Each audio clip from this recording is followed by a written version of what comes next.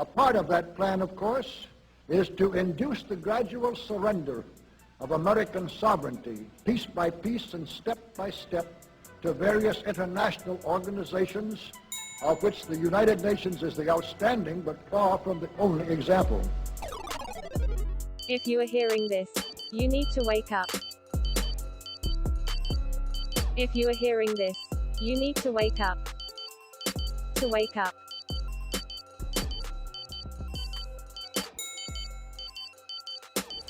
If you are hearing this, to wake up.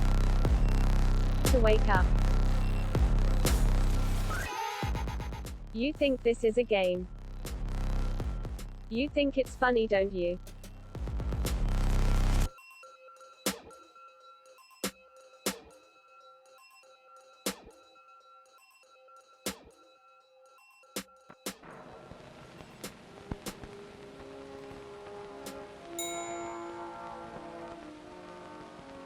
Some years ago, a wise commentator wrote, "You may not need a revolution to establish a democracy, but you must have a democracy to establish a revolution." Now, here are the aims for the United States. 1, greatly expanded government spending for every conceivable means of getting rid of ever larger sums of American money as wastefully as possible. 1926, the 150th year of America's independence.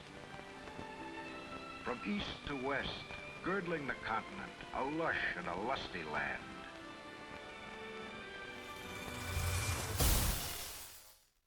In one of the greatest religious demonstrations ever held in America, 120,000 people assemble in Chicago's great soldier field to pray for the nation's armed forces.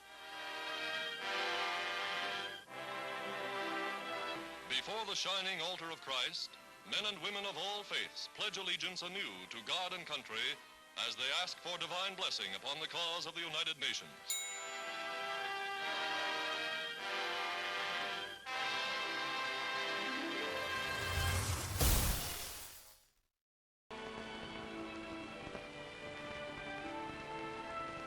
Yet even then, the signs were present. The ominous whispers. If you look beyond the fields, poverty, like a cancer, malignant. And beyond the facade of the skyline, swept under the city's rug. Teeming millions, never more than a copper coin from starvation.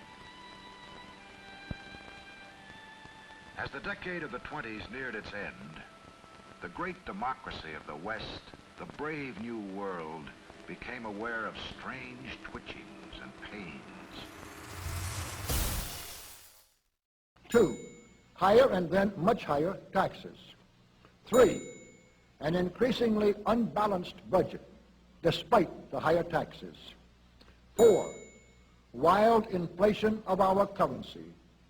5, government controls of prices, wages, and materials, supposedly to combat inflation. $3,500,000 home of the Federal Reserve, founded in the Wilson administration, is opened in Washington.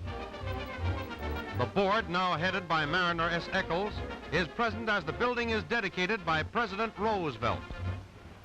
I dedicate this building today to progress toward the ideal of an America in which every worker will be able to provide his family at all times with an ever-rising standard of American comfort.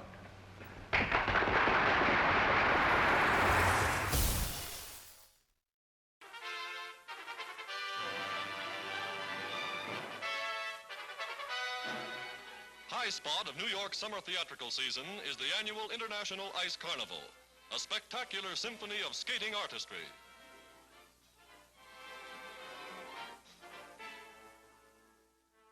Climax of the pageant is the Parade of Champions. A sensation at 18, Donna Atwood.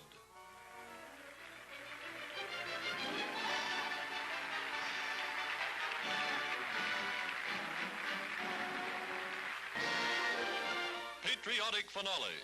The entire company in a dazzling salute to the flags of the United Nations.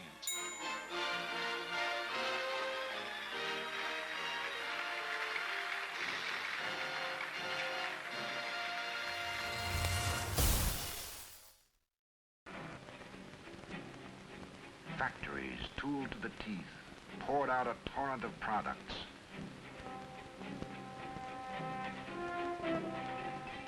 But the workers' pay remains slim.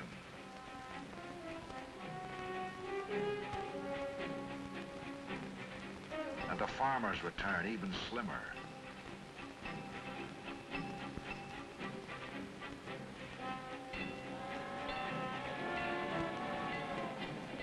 Goods piled on goods. 6, greatly increased socialistic controls over every operation of our economy and every activity of our daily lives. This is to be accompanied naturally and automatically by a correspondingly huge increase in the size of our bureaucracy and in both the cost and reach of our domestic government.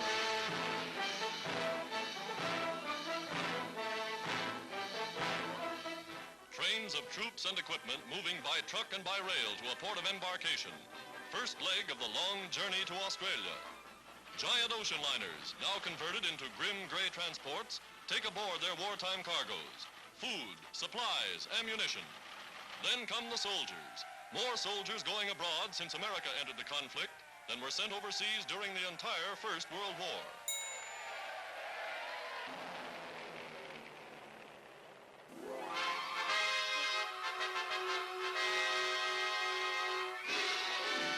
Flying over jungle country, Army troop transports of the Panama Canal Defense Force practice the tactics they'll use in actual warfare. Paratroopers, as they call these modern infantrymen, perfecting the technique of attack from the air.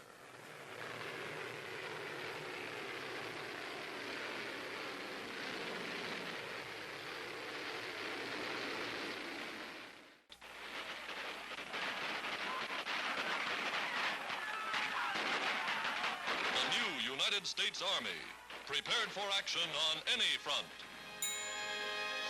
7, far more centralization of power in Washington and the practical elimination of our state lines.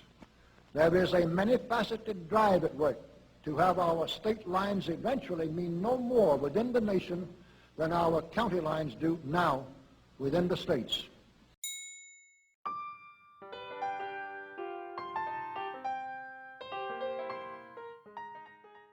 These state banks are following the same course as the national banks, except that they get their licenses to resume business from the state authorities. And these authorities have been asked by the Secretary of the Treasury to permit their good banks to open on the same schedule as the national banks. 8, the steady advance of federal aid to and control over our educational system, leading to complete federalization of our public education. They sent a confidential message to President Wilson insisting that the war not be ended too quickly. After the war, the Carnegie Endowment trustees reasoned that if they could get control, here we go, of education in the United States, they would be able to prevent a return to the way of life as it had been prior to the war. And they recruited the Rockefeller Foundation to assist in such a monumental task. Education should aim at destroying free will so that pupils are thus schooled they will be incapable throughout the rest of their lives of thinking or acting otherwise than as their schoolmasters would have wished. Influences of the home are obstructive, and in order to condition students, verses set to music and repeatedly intoned are very effective. It is for a future scientist to make these maxims precise and discover exactly how much it costs per head to make children believe that snow is black.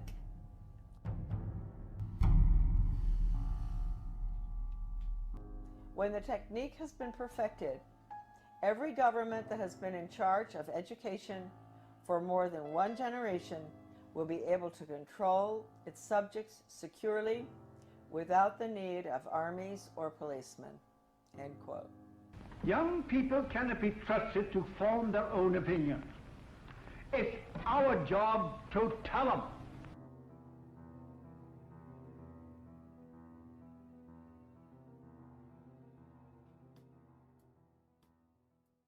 Nine, a constant hammering into the American consciousness of the horror of modern warfare, the beauties and the absolute necessity of peace, peace always on communist terms, of course. And 10, the consequent willingness of the American people to allow the steps of appeasement by our government which amount to a piecemeal surrender of the rest of the free world and of the United States itself.